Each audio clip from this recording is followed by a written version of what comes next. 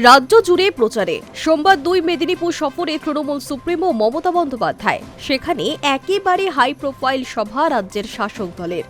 BJP যেখানে এখনও জেলার একটি আসনে প্রার্থী দিতে পারেনি, সেখানে সপ্তাহের শুরুতে পশ্চিম মেদিনীপুরে প্রথম পর্যায়ে প্রচারে খোদ দলের সুপ্রিমো মমতা বন্দ্যোপাধ্যায়।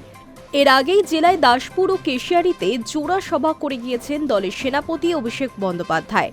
৩০ ও ৩১শে মার্চ অর্থাৎ সোমবার এবং মঙ্গলবার দুদিন জেলার মোট ৪টি জনসভা করবেন মমতা বন্দ্যোপাধ্যায়। মেদিনীপুর ও ঘাটাল সাংগঠনিক জেলার সভাপতিরা জানিয়েছেন ৩০ তারিখ ডেবরা এবং নারায়ণগড়ে সভা দলনেত্রীর। মঙ্গলবার সভা করবেন চন্দ্রকোনা এবং গড়বেতায়। দুদিন ধরে ৪ বিধানসভা কেন্দ্রে মমতা বন্দ্যোপাধ্যায়ের জনসভা চলবে। এর মধ্যে ৩টিতেই ভোটের লড়াইয়ে দলের ৩ হেভিওয়েট প্রার্থী। প্রথম দুটি সভা হবে জেলার ২ হেভিওয়েট প্রার্থীর কেন্দ্রে। ডেবরায় প্রার্থী হয়েছেন প্রাক্তন মন্ত্রী রাজীব বন্দ্যোপাধ্যায়।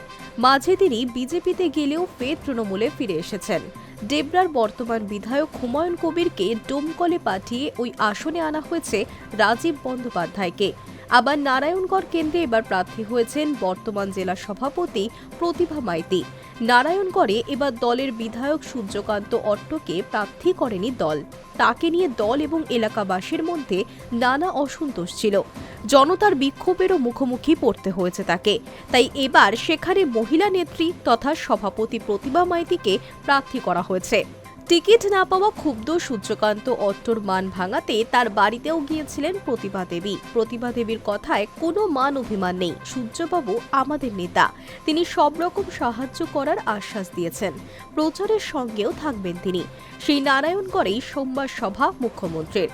৩১শে মার্চ দ্বিতীয় সভা গড়বেতা ও চন্দ্রকোনায়। গড়বেতা আসনে বিধায়ক রয়েছেন প্রাক্তন সভাপতি উত্তরা সিংহ হাজরা।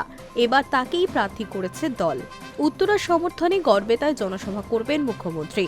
৪টি প্রচার সভা ঘিরে এখন রীতিমতো ফুটছে শাসক শিবির। High news network.